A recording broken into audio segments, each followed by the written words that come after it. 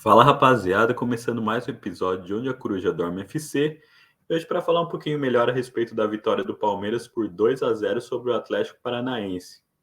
Realmente o Palmeiras jogou muito bem o jogo de hoje, jogou com muita intensidade e essa intensidade foi demonstrada desde o início do jogo, com o Palmeiras tendo oportunidade de fazer o gol. Logo no início o Palmeiras já teve uma oportunidade de fazer o gol e o gol não demorou muito para sair. Saiu com o Maurício aos 8 minutos do primeiro tempo, um gol que já fazia jus ao que o Palmeiras vinha fazendo, e um gol que deu uma tranquilidade para o Palmeiras continuar nessa intensidade, né?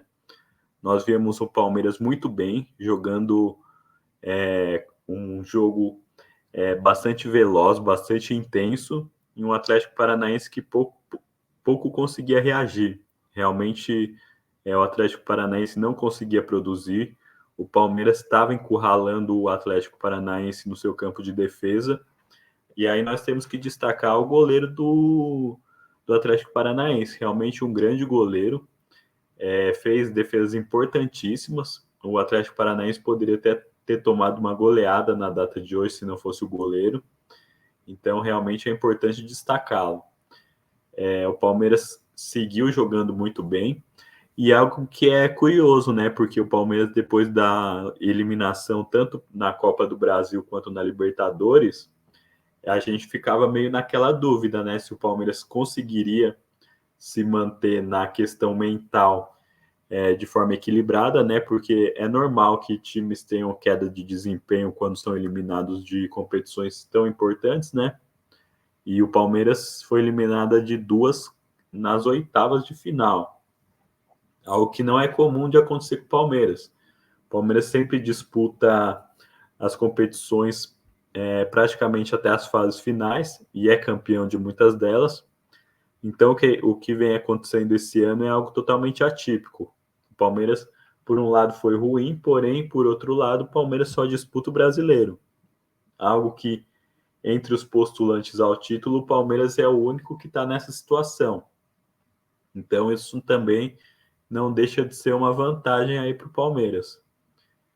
Nós tivemos um Palmeiras que no segundo tempo também conseguiu repetir essa excelente atuação que teve, só que no segundo tempo nós tivemos a estrela do Palmeiras, né? A joia palmeirense Estevão, mais uma vez mostrando porque é um dos grandes craques brasileiros, uma das grandes promessas aí para o futuro do Brasil, e que tão jovem já recebe a sua primeira convocação para a seleção brasileira. Realmente ele faz uma jogada de craque, e ele é um dos poucos jogadores aí do Brasil, né, que é um jogador que tem a característica do drible. Tem a característica de quebrar linhas. Realmente no mano a mano ele é espetacular. A gente não cansa de falar isso, porque a cada jogo ele vem se provando como um jogador mais efetivo ainda nesse tipo de jogada. Então nós vemos ele como um jogador importantíssimo para o Palmeiras, uma grande joia, e que tenho certeza que vai ter um futuro brilhante pela frente.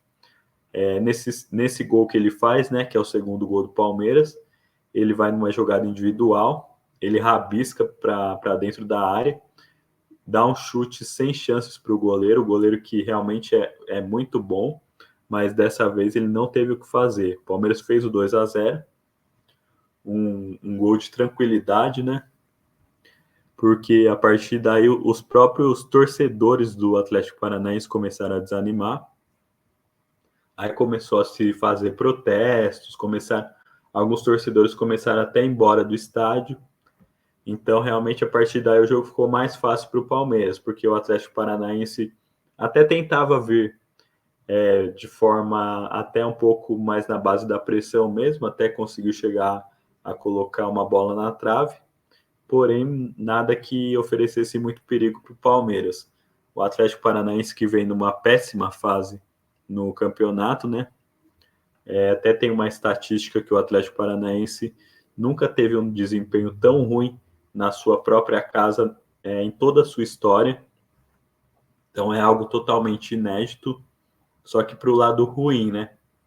Realmente o Atlético Paranaense vem numa queda de desempenho aí no Campeonato Brasileiro e pode estar vendo aí adversários da zona de rebaixamento se aproximando, o que é bastante preocupante para o Atlético Paranaense. Só que em relação ao Palmeiras, que não tem nada a ver com isso, foi uma vitória muito boa, porque além da vitória, além de você somar os 3 pontos, além de você se aproximar cada vez mais da liderança e dessa briga pelo título, o Palmeiras mostrou desempenho, que é tão importante quanto a vitória. Realmente o Palmeiras foi muito bem, o Palmeiras fez um jogo extremamente dominante, e conseguiu se impor desde o início até o fim do jogo. Realmente o Palmeiras conseguiu